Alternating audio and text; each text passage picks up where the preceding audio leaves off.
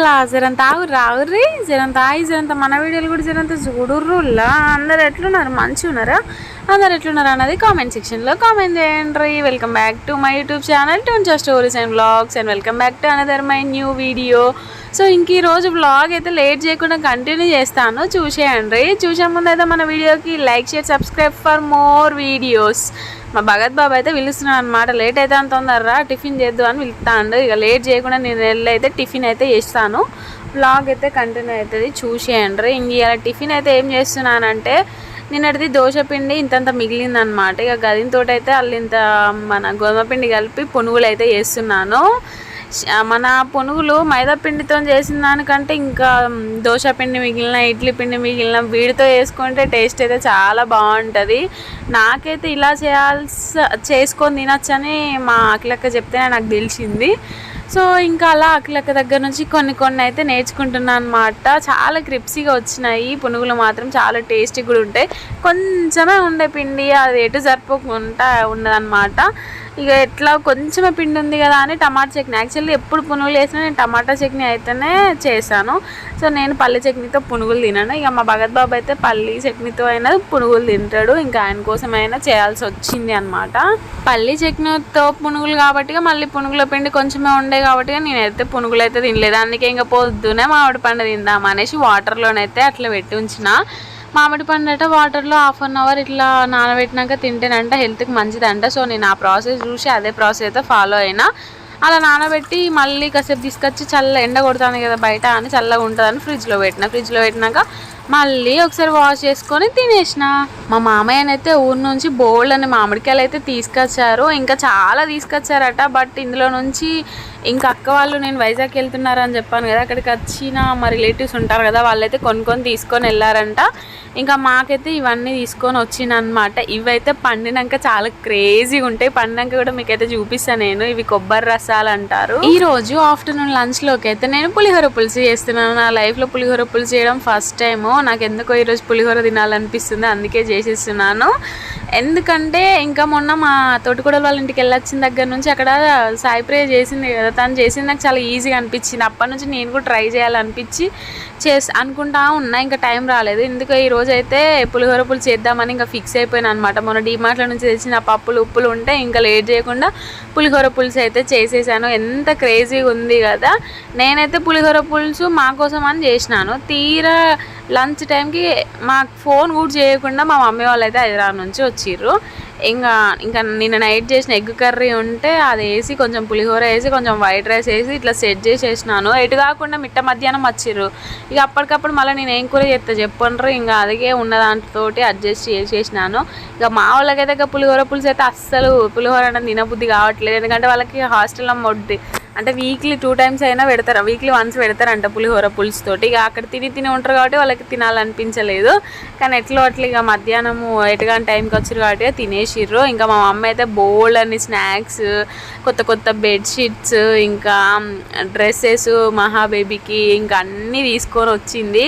ఈ సంచిలో కనిపిస్తున్నాయి అన్ని స్నాక్సే అనమాట. ఇంకా భగత్కి టీ షర్ట్స్, పాయింట్లు, ఇంకా చాలా తీసుకొచ్చింది. నైట్ పాయింట్లు, T shirts, night T shirts, ఇంకా షర్ట్స్, ఇంకా స్నాక్స్లలోనైతే చెగోడీలని అమ్మో ఇంకా చెప్పలేను నేను. 1, 2 అని కాదు, బోల్డ్ అంటే బోల్డ్ అని తీసుకొని వచ్చింది.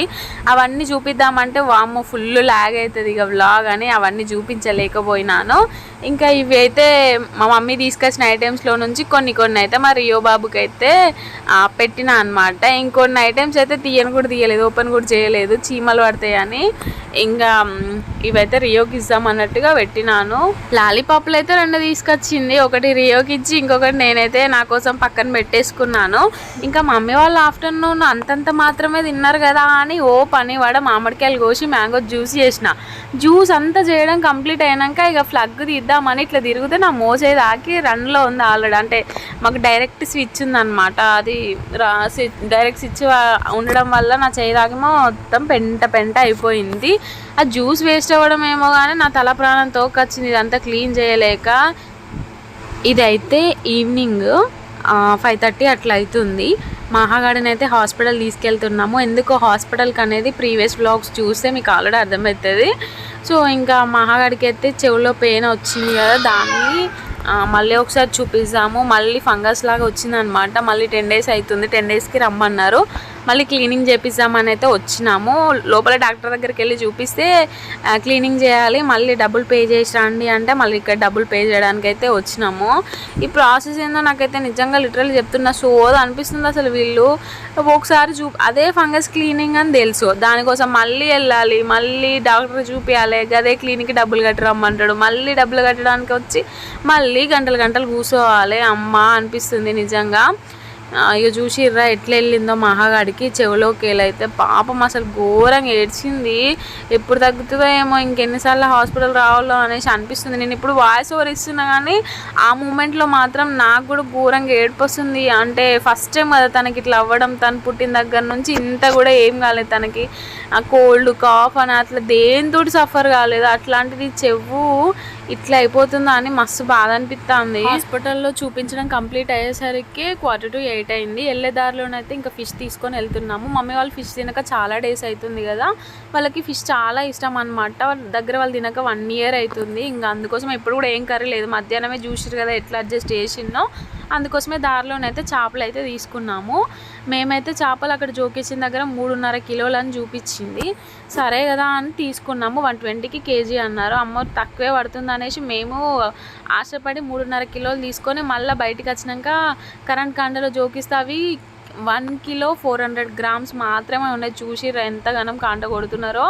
దయచేసి రూపాయి ఎక్కువైనా మంచిదే కానీ కరెంట్ కాంట ఉన్న దగ్గర తీసుకోవాలి, వీళ్ళ దగ్గర మాత్రం తీసుకోవద్దు. అట్లని వీళ్ళ పొట్ట కొడుతున్నానా అని అనుకుంటే మధ్యతరగతి కుటుంబాలు ఉంటాయి కదా, మరి ఇంతగానం వాళ్ళు అంటే మనల్ని లాస్ చెప్తే ఎట్లా చెప్పంటారు, మనకు అబద్ధం చెప్తే మరి మనలాంటి వాళ్ళ పొట్ట కూడా కొట్టినట్టు అవుతుంది కదా. అందుకే ఆలోచించి తీసుకోండి. నేనైతే నా సైడ్ అయితే చెప్పాల్సింది అయితే చెప్పినాను. నాకైతే ఈరోజే తెలిసింది ఇంతగానం కొడతారా అని. 100 grams 200 grams అంటే ఏమోలే అనుకుంటాం, కిలోలు కొడితే ఎట్లా చెప్పండి.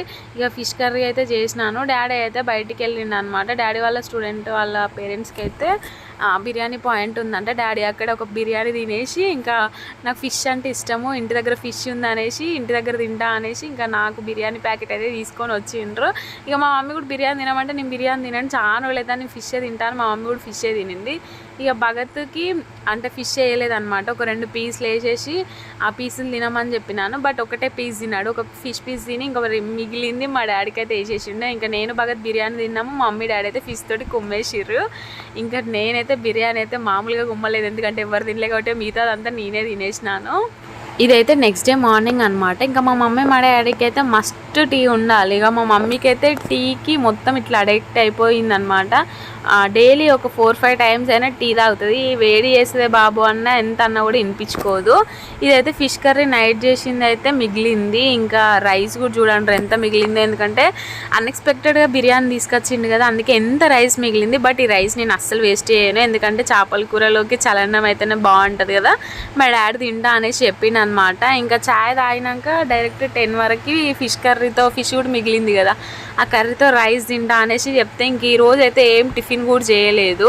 ఏం టిఫిన్ చేయలేదు కదా అనేసి ఇంకా మహాబేబీకి అయితే పాలల్లోనైతే బ్రెడ్ వేసి తినిపిద్దాం అనేసి ఇట్లా పక్కన పెట్టాను, చల్లారాలి కాసేపు అన్నట్టుగా. ఈ రోజు అయితే ఒక పెద్ద పని పెట్టుకున్నా. అదేంటి తెలుసా, వాషింగ్ మిషన్లో బట్టలు వేయడం. చూసి అన్ని కుప్పలు బట్టలు ఉన్నాయి, ఇవన్నీ వాషింగ్ మిషన్లో వేయాల్సినవి.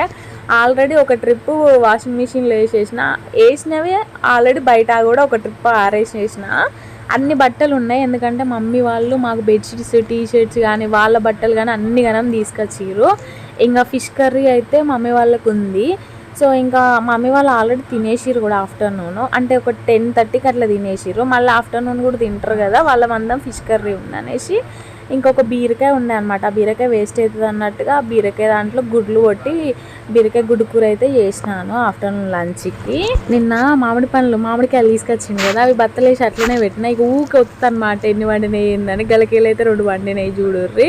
నిన్నటికి ఆడికే చూడండి ఎట్లా, నిన్న కచ్చకాయలు లెక్క ఉండే కదా, ఇవాళ చూడండి మెత్తగా అయిపోయినాయి. ఇవి ఓపెన్ చేసి తింటే మాత్రం మస్తు స్వీట్ ఉంటాయి అసలుకి. ఇంకా అందులో నుంచి ఒకటైతే అఖిలకి ఫస్ట్ అయితే ఇచ్చేసినాను అనమాట. ఇంకొకటి అయితే మమ్మీ కోసం అనేసి ఉంచినాను. ఇదైతే అఖిలక్క చేసింది డబల్ కా మీఠా. అండ్ అఖిలక్కనైతే ఈరోజు మాకైతే ఇవన్నీ ఇచ్చింది. ఇవన్నీ ఎక్కడే అంటే అక్క వాళ్ళకి వాళ్ళ డాడీని అయితే తలకాయ కూర తీసుకొచ్చిండు. మమ్మీ వాళ్ళకి ఉన్నారు కదా, మేము ఎట్లా తినము అనేసి మమ్మీ వాళ్ళు ఉన్నారు కదా అనేసి పచ్చికూర అయితే పెట్టింది. తలకాయ కూర మా ఇంట్లో వండడం అయితే ఇంక ఇదే ఫస్ట్ టైం అవుతుంది. ఈరోజు వండితేనైతే నేనే తలకాయ కూర వండుతా, తలకాయ కూర కూడా నేర్చినట్టు ఉంటుంది అన్నట్టుగా నేనైతే ఇంకా పిన్నికి ఫోన్ చేసి అడిగినాను ఎట్లా చేయాలి ప్రాసెస్ అని. కొంచెం అయితే యూట్యూబ్లో చూసినాను. అట్లా ఇట్లా చేసి అయితే ఇంకా తలకాయ కూర చేయడం అయితే స్టార్ట్ చేసినాను. అట్లనే మామిడికాయలతో అయితే మళ్ళీ జ్యూస్ అయితే చేసినాను. కొంచెం అయ్యిందనమాట ఆ జ్యూసు. ఇంకా నేను మా డాడీ మా మమ్మీ తాగినాం. భగత్ అయితే తాగలేదు, నా దాంట్లోకోలే కొంచెం అయితే తాగిండు. తలకాయ కూరలోనైతే కొంచెం నూనె ఎక్కువైంది, అంటే కూర తక్కువైంది, నూనె ఎక్కువైంది. ఏమో ఇక ఫస్ట్ టైం చేస్తున్నా కదా, ఇక అట్లా అయిపోయింది అనమాట. బట్ టేస్ట్ అయితే చాలా బాగుంది అనేసి అన్నారు మా ఊళ్ళో అయితే. తలకాయ కూర టేస్ట్ కొంచెం ఆయిల్ తక్కువ అయితే బాగుండు అనేసి అన్నారు. ఓన్లీ మా మమ్మీ మా డాడీ తినేసి తలకాయ కూర. మా భగత్ బాబు కూడా తలకాయ కూర అయితే తినడంట. ఇక మా డాడీకి అయితే తలకాయ కూర అంటే తలకాయ కూర అని కాదు, నాన్ వెజ్ అంటే ఎంత ఇష్టమో. అయినా చెప్పాలంటే నాన్ వెజ్ ఇష్టపడని వాళ్ళు ఎవరు ఉంటారు చెప్పంటారు. కానీ ఈ మటన్లలోనైతే మేమైతే తినము. నేనైతే లిటరల్లీ నా పెళ్ళికి ముందు వరకు నాకు మటన్ స్మెల్కి కళ్ళు తిరిగి పడిపోయేదాన్ని. ఈవెన్ నా పెళ్ళైనాక కూడా అట్లనే ఉండేది. ఎప్పుడైతే డెలివరీ అయినో అప్పటి నుంచి నాకు మటన్ కర్రీ కొంచెం కొంచెం అలవాటు అయింది. కాకపోతే ఇవన్నీ అయితే నాకు పడాయి. అప్పుడైతే వాసనకే కళ్ళు తిరుగుతుంటుండే, ఇప్పుడు వండినా కూడా ఏం అవ్వట్లేదు. ఇక నైట్ అయితే తిన్నాక టెర్రస్ పైనే పడుకున్నాము. ఎందుకంటే ఇంట్లో మస్తు ఘోరంగా ఉడకపోస్తుంది. వర్షాలు పడ్డట్టే పడ్డాయి, మళ్ళీ ఎండలు దంచుతున్నాయి. ఇక మంచిగా ప్రశాంతంగా వండొచ్చు. డాడీ వాళ్ళు కూడా ఉన్నారు కదా, మంచిగా కొంచెం మంచిగా ఉంటుందని మేము మా పైన పడుకున్నాము. అఖిలక్క వాళ్ళు కూడా మేము పడుకుంటున్నాం కదా అని అక్క వాళ్ళు కూడా వాళ్ళ బిల్డింగ్ పైన పడుకున్నారు. మంచిగా అనిపించింది, అసలు మంచిగా గాలి వచ్చింది. బట్ మా మమ్మీకి కొంచెం భయమైందంట. అసలు ఒక్క దోమ కూడా లేదు తెలుసా, నిజం చెప్పాలి అంటే. చల్లగా వచ్చింది అసలుకి. ఇంక ఈరోజు వీడియో అయితే ఇదేనండి. నచ్చితే like, share, subscribe for more videos. By by, take care all.